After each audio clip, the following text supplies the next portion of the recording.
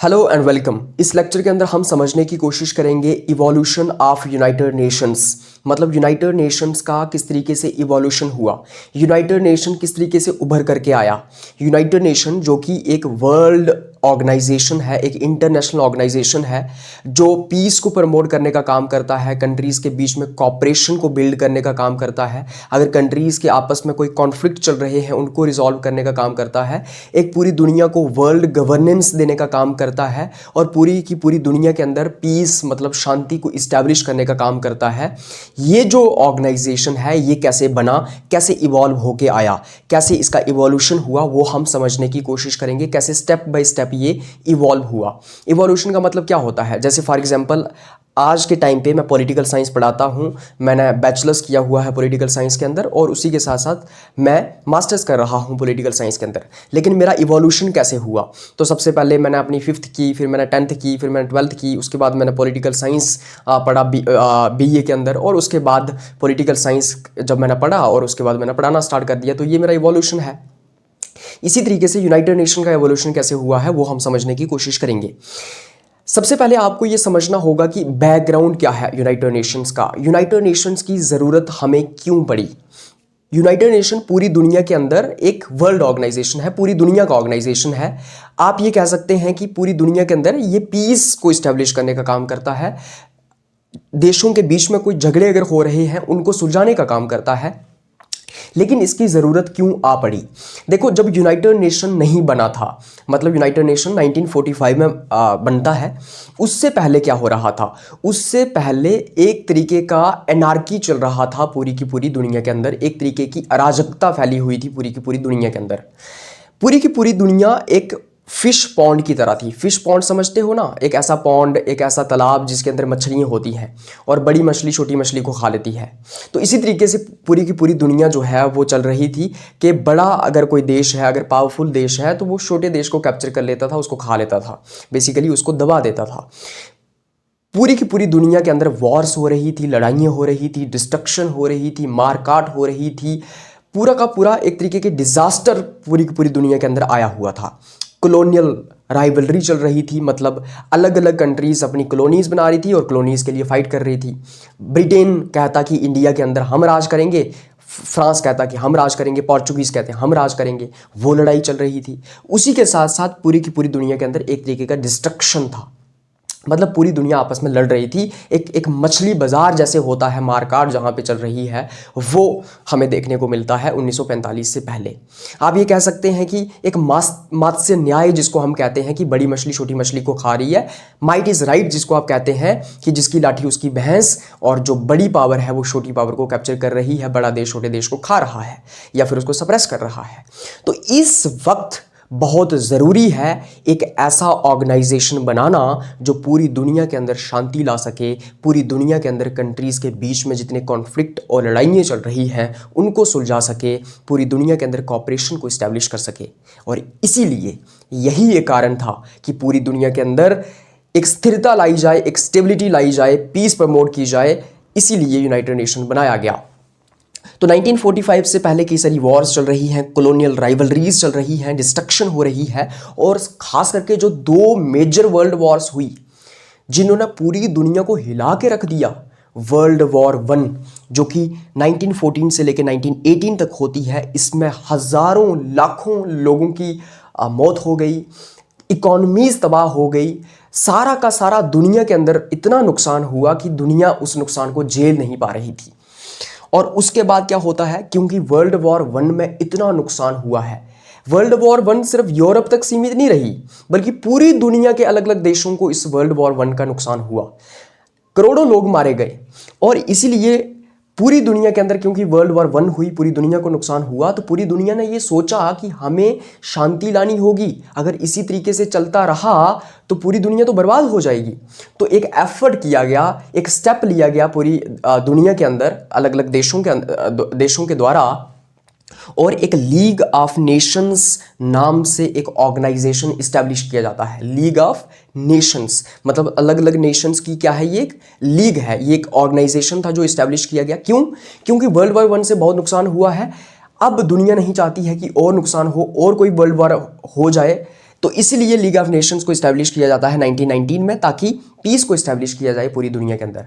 लेकिन league of Nations miserably fail हो जाता है। लीग ऑफ नेशन पूरी दुनिया के अंदर पीस, शांति इस्टेब्लिश नहीं कर पाता है, और यही एक कारण था कि वर्ल्ड वॉर 2 भी हो जाती है।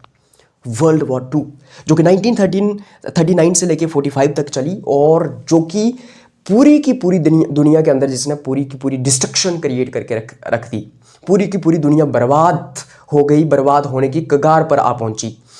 फर्क नहीं पड़ता वर्ल्ड वॉर 1 को किसने, वर्ल्ड वॉर 2 को किसने जीता किसने हारा, ये फर्क नहीं पड़ता। जिसने जीता उसको भी नुकसान हुआ, जिसने हारा उसको भी नुकसान हुआ। इवन कि जो लोग पार्टिसिपेट नहीं कर रहे थे, जो देश पार्टिसिपेट नहीं कर रहे थे वर्ल्ड वॉर 2 के अंदर, उनको भी नुकसान हुआ। और इस तरीके से करोड़ों लोग मारे गए, इकोनॉमीज बर्बाद हो गई, पूरी की पूरी दुनिया के अंदर डिस्ट्रक्शन और हैवॉक क्रिएट हो गया। इसीलिए अब वक्त आ चुका था कि पूरी दुनिया सोच विचार करे, पूरी दुनिया ये तय करे कि वो ऐसे ही लड़ाइयाँ करके, मारकाट करके, वॉर्स करके बर्बाद हो जाना चाहते हैं, दुनिया को तबाह कर देना चाहते हैं, या फिर थोड़ी सी सूझ समझ से काम लेकर पूरी दुनिया के अंदर कोई पीस इस्टेब्लिश करें। पूरी दुनिया के अंदर कोई एक ऐसा एफर्ट करें जिससे कि शांति लाई जा सके, और अलग अलग देशों के बीच में जो है वो पीस और कॉपरेशन और स्टेबिलिटी को मेंटेन किया जा सके। और यही एक रीज़न था कि वर्ल्ड वॉर 2 के बाद अलग अलग देशों ने ये सोचा कि क्यों ना हम एक ऐसा ऑर्गेनाइजेशन इस्टेब्लिश करें जिससे कि पूरी दुनिया के अंदर पीस आ सके, शांति आ सके, कॉपरेशन आ सके, स्टेबिलिटी आ सके, और एक वर्ल्ड गवर्नेंस प्रोवाइड की जा सके। If humanity does not unite for peace, another world war could destroy civilization completely. World war 2 के बाद ये रियलाइज़ किया गया कि पूरी ह्यूमैनिटी, पूरी इंसानियत अगर एक साथ नहीं आएगी, सारे देश अगर एक साथ नहीं आएंगे, तो तीसरी वर्ल्ड वॉर भी हो जाएगी, जिससे कि पूरी पूरी दुनिया का सत्यानाश हो जाएगा, पूरी दुनिया तबाह हो जाएगी। तो ये एक कारण था कि क्यों यूनाइटेड नेशन उभर करके आया, क्यों यूनाइटेड नेशन को इस्टेब्लिश किया गया। यूनाइटेड नेशन को 1945 में इस्टेब्लिश किया गया था, याद रखना। अब हम देखते हैं कि इवोल्यूशन क्या है यूनाइटेड नेशन का। हमने ये समझ लिया कि यूनाइटेड नेशन क्यों ज़रूरी था और इसके पीछे का बैकग्राउंड क्या था।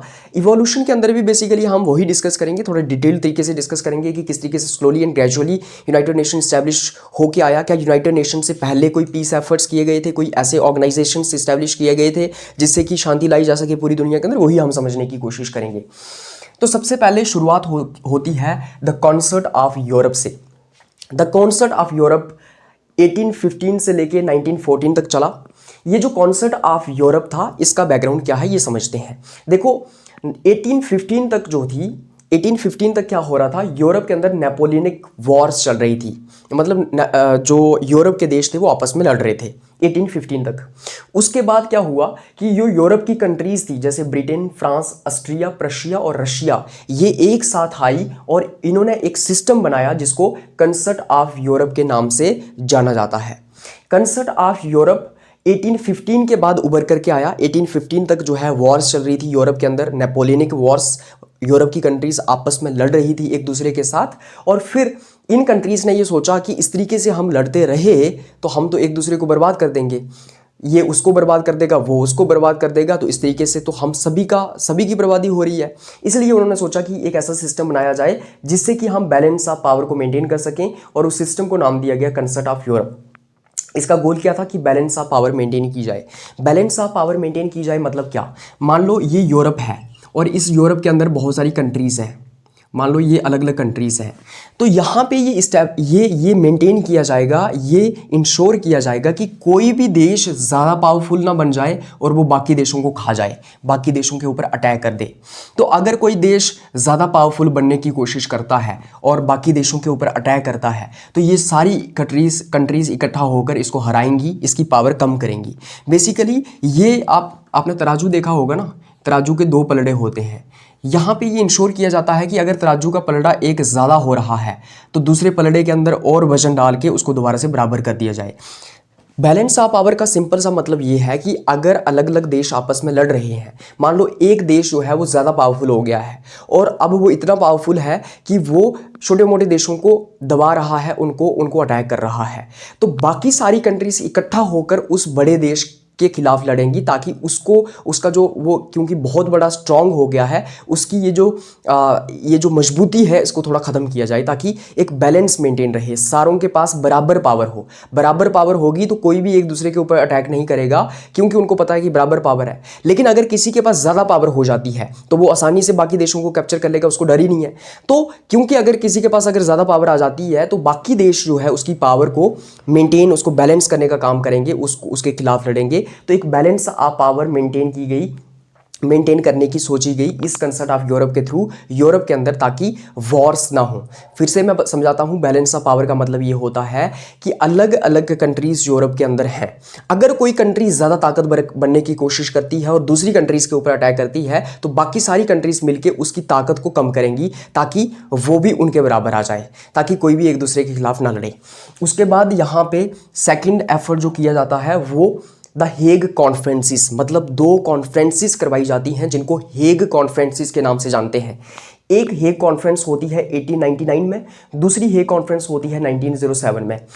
हेग का मतलब क्या हुआ? हेग कॉन्फ्रेंस का मतलब, हेग एक जगह का नाम है, वो जगह कहाँ पे है? नीदरलैंड्स में है। तो नीदरलैंड्स में 2 कॉन्फ्रेंस होती हैं, एक कॉन्फ्रेंस 1899 में होती है, दूसरी कॉन्फ्रेंस 1907 में होती है। 2 international peace conferences held in the Hague, Netherlands.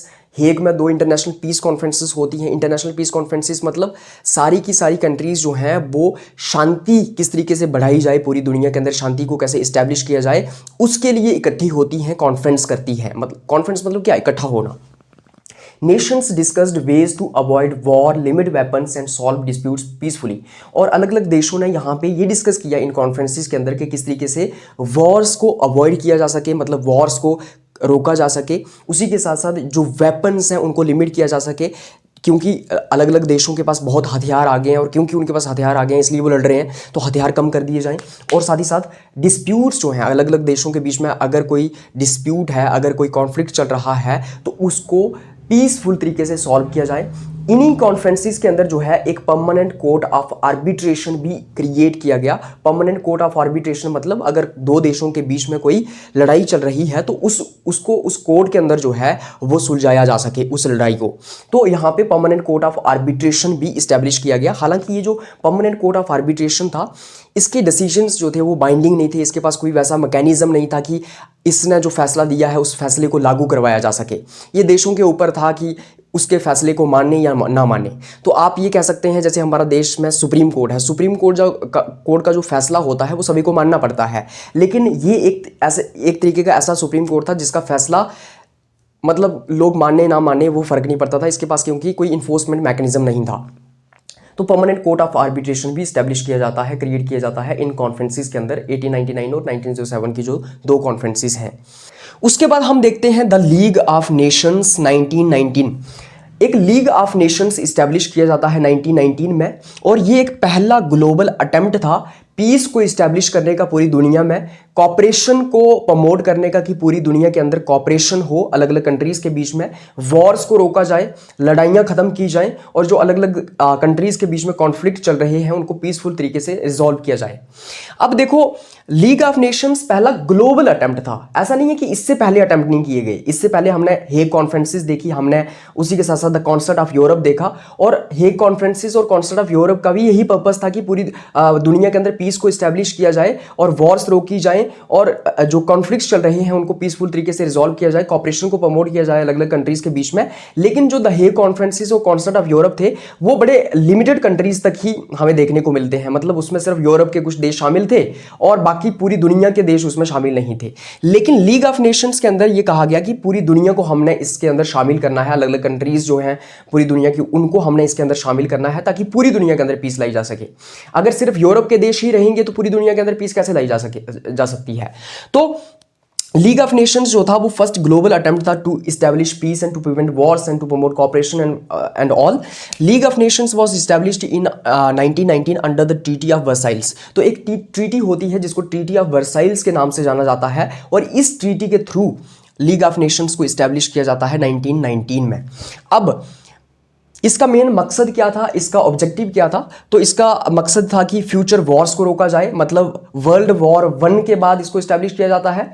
World war 1 जो है मैंने आपको बताया 14 से लेकर 18 तक चलती है और 1919 में इसको इस्टेब्लिश किया जाता है। तो वर्ल्ड वॉर 1 की वजह से क्योंकि इतना नुकसान हुआ है, इसलिए लीग ऑफ नेशन को इस्टेब्लिश किया जाए ताकि कोई वर्ल्ड वॉर 2 ना हो जाए, और साथ ही साथ फ्यूचर वॉर्स को रोका जाए, डिसआर्मामेंट को प्रमोट किया जाए, मतलब अलग अलग देश जो हथियार बना रहे हैं, हथियार बनाने की रेस में लगे हुए हैं, वो हथियार बनाने की जो दौड़ है उसको थोड़ा सा रोका जाए ताकि हथियार इतने ना बनाए जाएं, आर्म्स इतने ना बनाए जाएं जिससे कि दोबारा वॉर्स हो जाएं। उसी के साथ साथ सेटल डिस्प्यूट्स थ्रू नेगोशिएशन, जो अलग अलग कंट्रीज़ के बीच में डिस्प्यूट्स चल रहे हैं, जो कोई कॉन्फ्लिक्ट चल रहा है, उसको नेगोशिएशन के बातचीत के थ्रू जो है सेटल किया जाए। ऐसा ना हो कि कंट्रीज जो हैं वो क्योंकि उनके बीच में डिस्प्यूट चल रहा है तो वो दोनों वॉर उन्होंने करना स्टार्ट कर दी, बल्कि उनका जो मसला है उसको सुलझाया जाए पीसफुल तरीके से, और इंप्रूव ग्लोबल वेलफेयर, और पूरी दुनिया के वेलफेयर को इंप्रूव किया जा सके, पूरी दुनिया का अपलिफ्टमेंट किया जाए, पूरे दुनिया के लोगों की वेलफेयर को इंप्रूव किया जाए। लेकिन हम देखते हैं कि लीग ऑफ नेशन जो थी वो मिजरेबली फेल कर जाती है। इसके फेलियर्स क्या थे? इसके पास कोई आर्मी नहीं थी to enforce its decisions. League of Nation के पास कोई आर्मी नहीं है अपनी कि ये अपने डिसीजंस को इन्फोर्स कर सके। तो मान लो लीग ऑफ नेशन ने ये फैसला सुनाया कि जो अमेरिका पोलैंड के ऊपर अटैक कर रहा है वो पोलैंड के ऊपर अटैक ना करे। मैं एग्जांपल ले रहा हूँ, मान लो लीग ऑफ नेशन ने ये फैसला सुना दिया कि अमेरिका पोलैंड के ऊपर अटैक ना करे, लेकिन फिर भी अमेरिका अटैक कर रहा है। क्या कर लोगे तुम अमेरिका को? तुम्हारे पास कोई आर्मी नहीं है अपने डिसीजंस को इन्फोर्स करने की, कोई इन्फोर्समेंट मैकेनिज्म नहीं है। That was one of the biggest problem. Secondly, USA never joined it. जो इतनी बड़ी बड़ी कंट्रीज थी जैसे United state of America, in countries ने इसको ज्वाइन ही नहीं किया लीग ऑफ नेशन को। और जब यूएसए ने इसको ज्वाइन ही नहीं किया है तो यूएसए इसकी बात क्यों मानेगा? तो कई सारी कंट्रीज जो बड़ी बड़ी कंट्रीज थी उसने लीग ऑफ नेशन को ज्वाइन ही नहीं किया। उसके बाद could not stop Japan's invasion of Manchuria 1931। फिर जापान मंचूरिया के ऊपर इन्वेजन कर देता है, मंचूरिया को अटैक कर देता है, उसको कब्जा कर लेता है 1931 में, लेकिन लीग ऑफ नेशन इसको नहीं रोक पाया। उसके बाद Italy's attack on Ethiopia in 1935। Italy Ethiopia के ऊपर अटैक कर देता है 1935 में, लेकिन लीग ऑफ नेशन इसको नहीं रोक पाया। फिर जर्मनीज एग्रेशन इन 1939।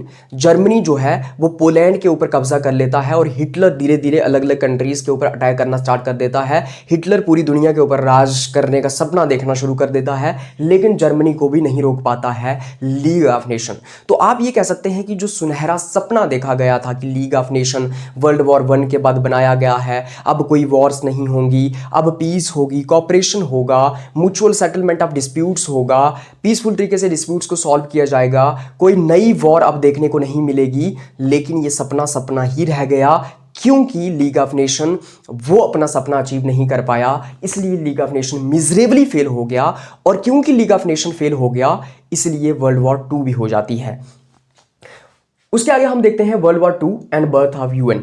अब वर्ल्ड वॉर 2 जब हुई और फिर उसके बाद यूनाइटेड नेशन का जन्म हुआ, और ये एक टर्निंग पॉइंट था वर्ल्ड वॉर 2। वर्ल्ड वॉर 2 में क्या होता है? आपने देखा कि वर्ल्ड वॉर 2 में अलाइड पावर्स और एक्सिस पावर्स आपस में लड़ रही हैं। अलाइड पावर्स में कौन आता है? अलाइड पावर्स में United state of America, United kingdom UK, USSR, China और फ्रांस जैसे देश आते हैं। और ये किसके खिलाफ लड़ रहे हैं? ये एक्सिस पावर्स के अगेंस्ट लड़ रहे हैं, मतलब जापान और जर्मनी के अगेंस्ट ये लड़ रहे हैं, हिटलर के अगेंस्ट ये लड़ रहे हैं। अब ये जो अलाइड पावर्स थी जैसे यूएसए, यूके, यूएसएसआर, चाइना और फ्रांस, इन्होंने एक नया ग्लोबल ऑर्गेनाइजेशन बनाने की प्लानिंग करना स्टार्ट कर दिया जब वॉर चल रही थी, मतलब वर्ल्ड वॉर 2 चल ही रहा था। उसी दौरान जो है अलाइड पावर्स प्लानिंग कर रही थी कि हम एक ग्लोबल ऑर्गेनाइजेशन बनाएं, एक इंटरनेशनल ऑर्गेनाइजेशन बनाएं, ताकि पीस इस्टेब्लिश की जा सके, ताकि शांति लाई जा सके, ताकि कॉपरेशन लाया जा सके पूरी दुनिया के अंदर, ताकि आपस में अलग अलग देश दोस्ती बनाएं, ब्रदरहुड को प्रमोट किया जा सके, वॉर्स को रोका जा सके, हथियार बनाने की दौड़ को रोका जा सके, और आपस में जो कॉन्फ्लिक्ट चल रहे हैं उनको पीसफुल तरीके से सॉल्व किया जा सके। तो बेसिकली ये जो वर्ल्ड वॉर 2 थी, ये एक टर्निंग पॉइंट था यूनाइटेड नेशन की फॉर्मेशन के लिए। अब यूनाइटेड नेशन की फॉर्मेशन कैसे होती है, क्या स्टेप्स हैं, स्टेप्स बाय स्टेप हम ये समझने की कोशिश करेंगे कि कैसे यूनाइटेड नेशन बनाया गया। देखो, यूनाइटेड नेशन कैसे बनाया गया, उसके अलग अलग स्टेप्स हम समझने की कोशिश करते हैं। सबसे पहले अटलांटिक चार्टर होता है 1941 में, अगस्त 1941 में एक अटलांटिक चार्टर होता है। अटलांटिक चार्टर का मतलब क्या है? चार्टर होता है बेसिकली एक कागज़ या एक रिटन डॉक्यूमेंट जिसके ऊपर कुछ लिखा हो और उसको साइन वगैरह किया हो, आप ये कह सकते हैं कोई अग्रीमेंट आप कह सकते हैं। चार्टर का मतलब यही होता है, एक संविधान छोटा सा आप ये कह सकते हैं, या अग्रीमेंट आप कह सकते हैं, उसको हम चार्टर कहते हैं। इसको अटलांटिक चार्टर क्यों कहा जाता है? क्योंकि ये अटलांटिक ओशन में हुआ था। मतलब अटलांटिक ओशन में कैसे हुआ? कोई समुद्र के बीच में गया था? नहीं, किश्ती के ऊपर दो लोग बैठे हुए थे और उन दो लोगों का क्या नाम था? वो दो लोग थे, एक ब्रिटिश प्राइम मिनिस्टर, मतलब ब्रिटेन के प्राइम मिनिस्टर जिनको विंस्टन चर्चिल कहा जाता है, और यूनाइटेड स्टेट्स ऑफ अमेरिका के प्रेसिडेंट जिनको फ्रैंकलिन डी रूजवेल्ट कहा जाता है। फ्रैंकलिन डी रूजवेल्ट क्योंकि यूनाइटेड स्टेट्स ऑफ अमेरिका के प्रेसिडेंट थे और ब्रिटेन के प्रेसिडेंट जो है वो विंस्टन चर्चिल थे, और ये क्योंकि बड़े देशों के दो बड़े नेता थे, बड़े प्रेसिडेंट और प्राइम मिनिस्टर थे, तो इन दोनों ने एक चार्टर साइन किया, एक ज्वाइंट डिक्लेरेशन किया। ये दोनों कहाँ पे? अटलांटिक चार्टर में, एक समुंदर में, जो कि अटलांटिक ओशन जिसको हम कहते हैं, उस समुद्र के अंदर ये शिप के ऊपर बैठे हुए थे और इन्होंने ये चार्टर साइन किया, एक ज्वाइंट डिक्लेरेशन किया, ये ऐलान किया कि इन्होंने बेसिकली 8 प्रिंसिपल्स दिए पूरी दुनिया को। इन्होंने ये ऐलान किया, 8 प्रिंसिपल्स दिए। वो प्रिंसिपल्स क्या थे? नो टेरिटोरियल एक्सपेंशन, मतलब कोई भी देश टेरिटोरियल एक्सपेंशन नहीं करेगा, मतलब कोई भी देश किसी दूसरे देश के ऊपर कब्जा नहीं करेगा, कोई भी देश दूसरे देश को अटैक नहीं करेगा, दूसरे देश की ज़मीन को कैप्चर नहीं करेगा, टेरिटरी को कैप्चर नहीं करेगा। उसके बाद इकोनॉमिक कॉपरेशन, अलग अलग कंट्रीज़ के बीच में इकोनॉमिक कॉपरेशन को बढ़ाया जाएगा, मतलब अलग अलग कंट्रीज़ आपस में ट्रेड करें, इकोनॉमिकली एक दूसरे के साथ कॉपरेट करें, एक दूसरे के साथ सहयोग करें, एक दूसरे के साथ जो है वो लेन देन करें, ताकि कॉपरेशन को बढ़ाया जा सके। इकोनॉमिक कॉपरेशन से फिर हम बाकी स्फीयर्स के अंदर भी कॉपरेशन ला सकते हैं। तो ये इसका एक सेकंड प्रिंसिपल था कि इकोनॉमिक कॉपरेशन को अलग अलग कंट्रीज के बीच में प्रमोट किया जा सके ताकि वॉर्स को रोका जा सके। उसके बाद थर्ड इसके अंदर ये डिक्लेयर किया गया freedom for all to choose their government, कि सभी लोगों के पास ये फ्रीडम होनी चाहिए कि वो अपनी गवर्नमेंट को खुद चूज कर लें, मतलब वो अपनी गवर्नमेंट खुद डिसाइड करें, खुद चूज करें। हो क्या रहा था? हो ये रहा था कि मान लो जर्मनी है, और जर्मनी क्या करता? पहले क्या हो रहा था? जर्मनी क्या करता? मान लो जर्मनी जो है वो पोलैंड के ऊपर अटैक कर लिया, पोलैंड के ऊपर अटैक कर लिया, और अब पोलैंड के लोग जो हैं वो जर्मनी के कब्जे में आ गए। अब हिटलर यहाँ पे रूल करेगा। हिटलर क्या करेगा? यहाँ पे रूल करेगा। तो क्या पोलैंड के लोगों ने अपनी गवर्नमेंट को खुद डिसाइड किया? नहीं, यहाँ पे हिटलर ने पहले अटैक किया पोलैंड के ऊपर, पोलैंड को कब्जा किया और अब यहाँ पे अपनी गवर्नमेंट स्टार्ट कर दी।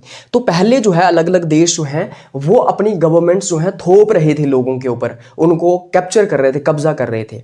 ये कहा गया कि हर देश के पास और देश के नागरिकों के पास ये अधिकार होना चाहिए कि वो अपनी गवर्नमेंट को खुद डिसाइड करें। उसके बाद डिसआर्मामेंट की इसके अंदर बात की गई कि हमें डिसआर्मामेंट को प्रमोट करना है, कि आर्म्स को कंट्रोल करना है। बेसिकली डिसआर्मामेंट का मतलब ये होता है। आर्म्स क्या होते हैं? आर्म्स होते हैं आपके हथियार, आपके वेपन्स, आपकी मिसाइल्स, आपके बम, इनको हम आर्म्स कहते हैं, ताकि हथियारों को कम किया जा सके, ताकि अलग अलग देश जो हैं वो वॉर्स ना करें। और इसके अंदर साथ ही ये कहा गया कि इस सिस्टम ऑफ जनरल सिक्योरिटी, एक जनरल सिक्योरिटी का सिस्टम होना चाहिए। एक जनरल सिक्योरिटी का सिस्टम मतलब एक जनरल सिक्योरिटी का सिस्टम होना चाहिए कि अगर किसी भी देश के ऊपर कोई अटैक कर रहा है तो इस देश को प्रोटेक्ट किया जा सके इस जनरल सिक्योरिटी की मदद से। तो इस तरीके से इन सब प्रिंसिपल्स की बात की गई। ये कई सारे प्रिंसिपल्स जो थे वो अटलांटिक चार्टर के थ्रू हमें देखने को मिलते हैं। इनको डिक्लेयर किया गया किसके द्वारा? दो लोगों के द्वारा। एक थे विंस्टन चर्चिल जो कि प्राइम मिनिस्टर थे ब्रिटेन के, और एक थे रूजवेल्ट जो कि प्रेसिडेंट थे यूनाइटेड स्टेट्स ऑफ अमेरिका के। और इन दोनों ने अटलांटिक सी के अंदर एक मीटिंग की और उस मीटिंग के बाद एक जॉइंट डिक्लेरेशन किया। 8 प्रिंसिपल्स यहाँ पे दिए, जो कि पूरे 8 प्रिंसिपल्स डिस्कस करने की इतनी जरूरत नहीं है, मेन प्रिंसिपल्स मैंने आपको बता दिए।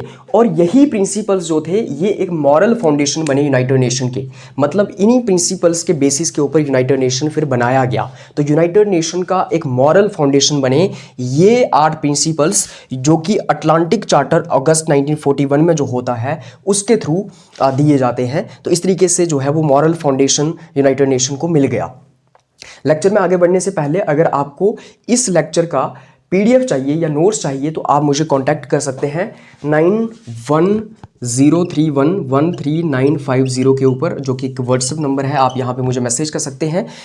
प्रॉपर एक ई बुक लिखी गई है 7 सेमेस्टर स्टूडेंट्स के लिए। ये जो पूरी की पूरी हमारी किताब है यूनाइटेड नेशन के ऊपर, स्ट्रक्चर, फंक्शन और रोल के ऊपर, इसके ऊपर पूरी की पूरी ई बुक लिखी गई है बड़े स्ट्रक्चर्ड मैनर में, प्रिसाइज मैनर में, 7 सेमेस्टर स्टूडेंट्स को ध्यान में रखते हुए। तो आप वहाँ पे मुझे मैसेज कर सकते हैं, आपको ई बुक मैं प्रोवाइड कर दूंगा। और बाकी मेजर्स के ऊपर भी अलग अलग ई बुक्स मैंने लिखी हैं और बड़े प्रॉपर तरीके से, बड़े अच्छे तरीके से लिखी हैं। स्टूडेंट्स का जो रिव्यू है, फीडबैक है, वो भी बहुत अच्छा है। तो आप वो मुझे वहाँ पे मैसेज कर सकते हैं, मैं वहाँ पे प्रोवाइड कर दूंगा आपको। तो ये एक तरीका है कि अगर आपको नोट्स चाहिए या ई बुक्स चाहिए तो आप मुझे वहाँ पे मैसेज कर सकते हैं। पूरे के पूरे 7 सेमेस्टर की मैं सारी की सारी आपको ई बुक्स प्रोवाइड कर दूंगा। अदरवाइज आपको मार्केट में मटेरियल 7 सेमेस्टर का नहीं मिलेगा। उसके बाद यूनाइटेड नेशन की फॉर्मेशन के अंदर हम नेक्स्ट स्टेप देखते हैं, डिक्लेरेशन ऑफ यूनाइटेड नेशंस 1 जनवरी 1942। तो 1 जनवरी 1942 में एक डिक्लेरेशन की जाती है यूनाइटेड नेशंस के द्वारा। यूनाइटेड नेशंस के द्वारा मतलब सारे नेशंस यहाँ पे यूनाइट हुए हैं। यूनाइटेड नेशन से आप यहाँ पे फिलहाल यूनाइटेड नेशन ऑर्गेनाइजेशन को मत समझिए। यूनाइटेड नेशंस का यहाँ पे मतलब है कि सारे नेशंस, सारे देश यूनाइट हुए हैं। तो डिक्लेरेशन बाय यूनाइटेड नेशंस जो 1 जनवरी 1942 में होती है, इसमें होता क्या है, 26 देशों के रिप्रेजेंटेटिव्स जो थे, जो एक्सिस पावर्स के अगेंस्ट लड़ रहे थे, मतलब 26 वो बड़े देश जो एक्सिस पावर्स के अगेंस्ट लड़ रहे थे, मतलब जापान और जर्मनी के खिलाफ लड़ रहे थे, हिटलर के खिलाफ लड़ रहे थे वर्ल्ड वॉर 2 में, वो इस डिक्लेरेशन को साइन करते हैं वाशिंगटन डीसी, अमेरिका के अंदर। अमेरिका के अंदर वाशिंगटन डीसी एक जगह का नाम है। वहाँ पे वो एक डिक्लेरेशन साइन करते हैं, एक ऐलान करते हैं, और उसके अंदर बेसिकली पहली बार यूनाइटेड नेशंस टर्म का इस्तेमाल किया गया। ये जो यूनाइटेड नेशन ऑर्गेनाइजेशन है, ये यूनाइटेड नेशन ऑर्गेनाइजेशन कहाँ से आया, पहली बार उस टर्म का इस्तेमाल कहाँ पे किया गया, तो वो किया गया डिक्लेरेशन ऑफ यूनाइटेड नेशंस 1 जनवरी 1942 के अंदर, जब 26 बड़े देश जो थे वो इकट्ठे होते हैं, एक डिक्लेरेशन साइन करते हैं वाशिंगटन डीसी में, जो कि एक्सिस पावर के खिलाफ लड़ रहे थे, और पहली बार यहाँ पे यूनाइटेड नेशंस टर्म का इस्तेमाल किया गया। The signatories agree to work together until victory and to create a post war peace system. और ये सारे के सारे देश, 26 बड़े देश जो थे, जो जिन्होंने इस डिक्लेरेशन को साइन किया था, इन्होंने ये कहा कि हम पहले तो जापान और जर्मनी के अगेंस्ट, मतलब एक्सिस पावर्स के अगेंस्ट अच्छे से लड़ेंगे, इनको हराएंगे, और जब ये हार जाएंगे, जब वर्ल्ड वॉर 2 खत्म हो जाएगी, उसके बाद हम एक पीस सिस्टम इस्टेब्लिश करेंगे, एक इंटरनेशनल ऑर्गेनाइजेशन बनाएंगे जो पीस को प्रमोट करेगा, कॉपरेशन को प्रमोट करेगा, वॉर्स खत्म करेगा, आपस में जो कॉन्फ्लिक्ट है कंट्रीज के उनको रिजॉल्व करेगा। तो इस तरीके से पहली बार यूनाइटेड नेशंस का इस्तेमाल यहाँ पे किया गया, टर्म का इस्तेमाल यहाँ पे किया गया, वर्ड का इस्तेमाल यहाँ पे किया गया। उसके बाद हम देखते हैं मॉस्को एंड तेहरान कॉन्फ्रेंसिस 1943। फिर मॉस्को और तेहरान कॉन्फ्रेंसिस होती हैं 1943 में। यहाँ पे क्या होता है, द एलाइड पावर्स, जो एलाइड पावर्स हुआ करती थी, जो एक्सिस पावर्स के अगेंस्ट लड़ रही थी, मतलब जापान और जर्मनी के खिलाफ या हिटलर के खिलाफ लड़ रही थी, जिसके अंदर United states of America, USSR, UK और चाइना आते हैं, ये दोबारा से मिले, इन्होंने दोबारा से एक मीटिंग की, और उसके बाद क्या हुआ, इस बात के ऊपर ये अग्री किए that maintaining peace after the war would require an international organisation with strong enforcement powers, कि जैसे ही वॉर खत्म हो जाएगी उसके बाद हमें एक स्ट्रॉन्ग इंटरनेशनल ऑर्गेनाइजेशन चाहिए होगा पीस को इस्टेब्लिश करने के लिए, मतलब पूरी दुनिया के अंदर शांति लाने के लिए, पीस को इस्टेब्लिश करने के लिए हमें एक इंटरनेशनल ऑर्गेनाइजेशन चाहिए होगा जिसके पास स्ट्रॉन्ग इन्फोर्समेंट पावर्स हों। स्ट्रॉन्ग इन्फोर्समेंट पावर्स मतलब अगर वो इंटरनेशनल ऑर्गेनाइजेशन कोई अपना फैसला सुनाए तो उस फैसले को अच्छे तरीके से लागू करवाया जा सके, क्योंकि ये भलेभांति जानते थे कि अगर स्ट्रॉन्ग इन्फोर्समेंट मैकेनिज्म नहीं होगा तो फिर लीग ऑफ नेशन वाला हाल होगा, क्योंकि लीग ऑफ नेशन के अंदर भी इन्फोर्समेंट मैकेनिज्म नहीं था, कोई इंप्लीमेंट करने का मैकेनिज्म नहीं था, इसलिए लीग ऑफ नेशन फेल हो गई। इसलिए ये वो गलती दोबारा नहीं करना चाहते थे और ये चाहते थे कि यो इंटरनेशनल ऑर्गेनाइजेशन इस्टेब्लिश किया जाएगा, जो कि बाद में किया गया यूनाइटेड नेशन ऑर्गेनाइजेशन। उसके अंदर जो है वो स्ट्रॉन्ग इन्फोर्समेंट पावर्स हों, मतलब अगर कोई फैसला वो ऑर्गेनाइजेशन सुना रहा है, कोई डिसीजन ले रहा है, तो उसको इंप्लीमेंट किया जा सके, उसको लागू किया जा सके। उसके बाद नेक्स्ट इसके अंदर हम देखते हैं दुम्बार्टन ओक्स कॉन्फ्रेंस, जो कि 1944 में होती है। ये जो दुम्बार्टन ओक्स कॉन्फ्रेंस है ये भी दोबारा से Washington DC United states of America में होती है। इसके अंदर 4 बड़ी जो कंट्रीज थी, जैसे United states of America, UK, USSR और चाइना, एलाइड पावर्स जो थी, ये एक साथ मिलते हैं और इन्होंने एक बेसिक स्ट्रक्चर रेडी कर दिया यूनाइटेड नेशन का, मतलब यूनाइटेड नेशन ऑर्गेनाइजेशन का। इन्होंने एक बेसिक स्ट्रक्चर, एक ड्राफ्ट क्रिएट किया कि यूनाइटेड नेशन होगा कैसा, वो इंटरनेशनल ऑर्गेनाइजेशन होगा कैसा, जिसके अंदर उन्होंने ये डिस्कस किया कि उसके मेन ऑर्गन्स कौन से रहेंगे, जिसके अंदर उन्होंने कहा कि ये इसकी एक जनरल असेंबली होगी, सिक्योरिटी काउंसिल होगी, फिर मेंबरशिप रूल्स क्या होंगे, मतलब किसको यूनाइटेड नेशन का मेंबर बनाया जाएगा, कौन बन सकता है कौन नहीं बन सकता है, कलेक्टिव सिक्योरिटी अरेंजमेंट्स क्या होंगे, किस तरीके से पूरे की पूरी दुनिया की सुरक्षा को मेंटेन किया जाएगा, अलग अलग देशों की सुरक्षा को सिक्योरिटी को मेंटेन किया जाएगा, वो सब इसके अंदर डिस्कस किया गया। उसके बाद हम देखते हैं नेक्स्ट इसके अंदर होती है याल्टा कॉन्फ्रेंस, जो कि 1945 में होती है। जब मैं याल्टा कॉन्फ्रेंस की बात करता हूं, इसके अंदर बिग 3 बड़े 3 जो देश थे उनके प्रेसिडेंट आपस में मिलते हैं, प्राइम मिनिस्टर आपस में मिलते हैं। जैसे Roosevelt United states of America के प्रेसिडेंट हुआ करते थे, चर्चिल यूनाइटेड किंगडम के जो प्राइम मिनिस्टर थे, स्टालिन जो यूएसएसआर के प्रेसिडेंट थे। ये तीनों लोग बड़ी पर्सनैलिटीज, बड़े लीडर आपस में मिलते हैं। कहाँ पे? याल्टा में, जो कि क्रीमिया में एक जगह है। फिर इन तीनों लोगों ने इस बात के ऊपर अग्री किया, they agree to give veto power to 5 permanent members of Security Council, की वीटो पावर दी जाएगी 5 जो परमानेंट मेंबर्स होंगे सिक्योरिटी काउंसिल के, उनको। तो ये जो आज वीटो पावर का आप कंसेप्ट देखते हैं ना कि 5 जो हमारे देश हैं उनके पास वीटो पावर है, जो परमानेंट मेंबर्स हैं सिक्योरिटी काउंसिल के, उनके पास वीटो पावर है। जैसे यूके है, फ्रांस है, जापान है, उसी के साथ साथ चाइना है, रशिया है और यूएसए है। तो इसी याल्टा कॉन्फ्रेंस के अंदर ये अग्री किया गया था इन 3 लोगों के द्वारा, जब ये 3 लोग मिले कि भाई वीटो पावर दी जाएगी जो 5 परमानेंट मेंबर्स होंगे सिक्योरिटी काउंसिल के, उनको। उसी के साथ साथ इसके अंदर ये भी कहा गया कि मतलब जो पहली मीटिंग होगी यूनाइटेड नेशन की, उसका प्रोसेस फिक्स किया गया कि यूनाइटेड नेशन की जो है वो पहली मीटिंग करवाई जाएगी।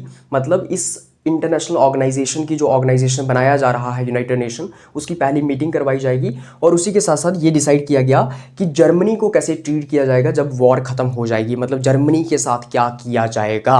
वो जर्मनी जहाँ से हिटलर इनके खिलाफ लड़ रहा है, जो हिटलर वर्ल्ड वॉर 2 में एलाइड पावर्स के खिलाफ लड़ रहा है, मतलब यूके, यूएसए, अपना जो चाइना है और जो हमारा रशिया है, इनके खिलाफ क्योंकि हिटलर लड़ रहा है, तो उसके साथ मतलब जर्मनी से हिटलर आता है तो उसके साथ क्या किया जाएगा, उसको कैसे ट्रीट किया जाएगा, ये भी इसके अंदर डिसाइड किया गया। उसके बाद नेक्स्ट होती है सैन फ्रांसिस्को कॉन्फ्रेंस, जो कि अप्रैल जून 1945 में होती है। ये जो सैन फ्रांसिस्को कॉन्फ्रेंस थी, बेसिकली इसी कॉन्फ्रेंस के अंदर फाइनली यूनाइटेड नेशन का फॉर्मेशन होता है। Finally delegates from 50 nations gathered in San Francisco, USA. 50 बड़े देशों के जो डेलीगेट्स थे, 50 बड़े देशों के रिप्रेजेंटेटिव्स आपस में मिलते हैं सैन फ्रांसिस्को, जो कि यूनाइटेड स्टेट्स ऑफ अमेरिका के अंदर है। और यहाँ पे एक मीटिंग होती है, एक कॉन्फ्रेंस होती है, और जो यूनाइटेड नेशन का चार्टर था उसको यहीं पे फाइनलाइज किया जाता है। मतलब यूनाइटेड नेशन का पूरा जो कानून है, पूरा का पूरा जो स्ट्रक्चर है, वो यहीं पे फाइनलाइज किया जाता है। एक लंबी डिस्कशन चली आपस में देशों के बीच में। कोई देश कहता कि यूनाइटेड नेशन ऐसा होना चाहिए, कोई वैसा होना चाहिए। पूरा का पूरा सारे देश आपस में मिलके जो है वो डिस्कशंस करते हैं, मीटिंग करते हैं, कॉन्फ्रेंस करते हैं। एक लंबी कई हफ्तों की कॉन्फ्रेंस चलती है। और यहाँ पे जो चार्टर था पूरे के पूरे यूनाइटेड नेशन का, जो पूरा का पूरा संविधान था, कानून, पूरा का पूरा जो चार्टर था, संविधान था, वो यहाँ पे ही फाइनलाइज किया जाता है। मतलब ये डिसाइड किया जाता है कि यूनाइटेड नेशन ऐसा होगा, पूरा का पूरा फाइनलाइज किया जाता है। जैसे हमारा इंडिया का कॉन्स्टिट्यूशन जो है वो 26 नवंबर 1949 को, 26 नवंबर 1949 को पूरा का पूरा बन के तैयार हो गया, मतलब फाइनलाइज हो गया। इसी तरीके से यहाँ पे चार्टर, पूरा का पूरा यूनाइटेड नेशन का कॉन्स्टिट्यूशन जो था वो फाइनलाइज हो जाता है, स्ट्रक्चर फाइनलाइज हो जाता है, यूनाइटेड नेशन कैसा दिखेगा, क्या होगा उसके अंदर, ये सब फाइनलाइज हो जाता है। एक लंबी कई हफ्तों की डिस्कशन चलती है और फिर यूएन चार्टर जो था उसको साइन भी कर लिया जाता है 26 जून 1945 को। 26 जून 1945 को वो जो चार्टर था, वो जो पूरा का पूरा संविधान था, कॉन्स्टिट्यूशन था, यूनाइटेड नेशन का स्ट्रक्चर था, उसको साइन भी कर दिया जाता है। कब? 26 जून 1945 में। फिर होती है official establishment of the United nation. मतलब सैन फ्रांसिस्को कॉन्फ्रेंस होने के बाद जब सब कुछ हो गया, अब फाइनली यूनाइटेड नेशन को इस्टेब्लिश किया जाता है। The United Nations officially came into existence on 24 अक्टूबर 1945। 24 अक्टूबर 1945 को फाइनली यूनाइटेड नेशन बन जाता है, एग्जिस्टेंस में आ जाता है। मतलब फाइनली अब यूनाइटेड नेशन बन चुका है। और when the charter was ratified by 5 permanent members, जब ये इसका चार्टर जो था इसको पास कर दिया जाता है, साइन पहले कर लिया गया था लेकिन इस चार्टर को अब पास भी कर लिया जाता है 5 परमानेंट मेंबर्स के द्वारा, जो कि यूएसए, यूके, यूएसएसआर, चाइना और फ्रांस आते हैं। ये जो 5 परमानेंट मेंबर्स हैं सिक्योरिटी काउंसिल के, इन्होंने इसको रेटिफाई किया, मतलब इसको साइन करके पास कर दिया। और कई सारी अलग अलग कंट्रीज़ ने, बाकी कंट्रीज़ ने भी इसको साइन किया इस चार्टर को और पास किया। और फाइनली हमारा 24 अक्टूबर 1945 को यूनाइटेड नेशन बन जाता है। इसीलिए 24 अक्टूबर 1945 को यूनाइटेड नेशंस डे भी कहते हैं और यूनाइटेड नेशंस डे के नाम से सेलिब्रेट किया जाता है 24 अक्टूबर 1945 को। हमारा 24 अक्टूबर 1945 को और हमारा यूनाइटेड नेशन बन जाता है। अब इस तरीके से यूनाइटेड नेशन बन गया। और इस यूनाइटेड नेशन के ऑब्जेक्टिव्स क्या हैं, तो अगर मैं ऑब्जेक्टिव्स की बात करूं तो टू मेंटेन इंटरनेशनल पीस और सिक्योरिटी, इंटरनेशनल पीस को मेंटेन करना, पूरी दुनिया के अंदर शांति हो, पूरी दुनिया के अंदर सुरक्षा हो, कोई देश दूसरे देश को कब्जा ना कर ले। To develop friendly relations among nations, सारे देशों के बीच में आपस में दोस्ती बढ़ाना, भाईचारा बढ़ाना। To achieve international cooperation, international level पे कॉपरेशन को अचीव करना, मतलब सारे के सारे देश आपस में कॉपरेट करें। डिसआर्मामेंट करना, हथियारों के ऊपर रोक लगाना या उनको रोकना ताकि ज़्यादा हथियार ना बनाए जाएं अलग अलग देशों के द्वारा, जिससे कि दोबारा से वो वॉर्स करें।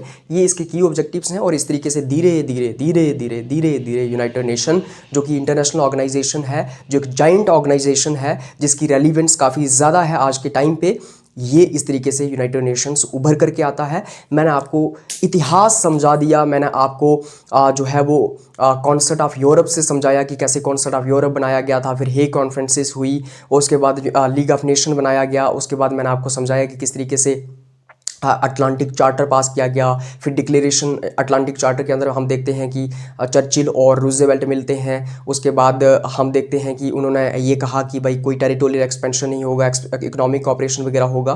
फिर उसके बाद डिक्लेरेशन ऑफ यूनाइटेड नेशंस होती है, जिसके अंदर यूनाइटेड नेशंस टर्म का पहली बार इस्तेमाल किया जाता है। फिर याल्टा कॉन्फ्रेंस होती है, दुम्बार्टन ओक्स कॉन्फ्रेंस होती है, फिर सैन फ्रांसिस्को कॉन्फ्रेंस होती है, इस तरीके से अपनी मॉस्को कॉन्फ्रेंस होती है। इस तरीके से फिर फाइनली सैन फ्रांसिस्को कॉन्फ्रेंस के बाद इस चार्टर को फाइनलाइज कर दिया जाता है, साइन कर दिया जाता है। और फिर फाइनली 24 अक्टूबर 1945 को यूनाइटेड नेशन को इस्टेब्लिश कर दिया जाता है। 5 परमानेंट मेंबर्स ने इसके चार्टर को रेटिफाई किया, बाकी कई सारी कंट्रीज ने उसको साइन किया और यूनाइटेड नेशन का फॉर्मेशन हो गया इस तरीके से। और ये इसके की ऑब्जेक्टिव्स हैं। This is how we completely understood the topic, how the United Nation has evolved over the period of time, how United Nation organization was formed, what is the historical aspect of United Nation organization, and ये मुझे पूरी उम्मीद है कि आपको अच्छे से clear हो गया होगा। एक चीज़ को बारीकी से समझाने की कोशिश मैंने की है। फिर से मैं आपको कहता हूँ, अगर आपको इसके नोट्स चाहिए, पूरा का पूरा इस किताब का PDF चाहिए, ई बुक चाहिए, आप ही के लिए स्पेसिफिकली वो ई बुक लिखी गई है, आप उसको हासिल कर सकते हैं। मुझे व्हाट्सएप के ऊपर कांटेक्ट कर देना 9103113950, या फिर जो डिस्क्रिप्शन में डिटेल डाली गई है उसके ऊपर आप कांटेक्ट कर देना। Thank you so much for watching this lecture. Bye bye, take care, have a nice day.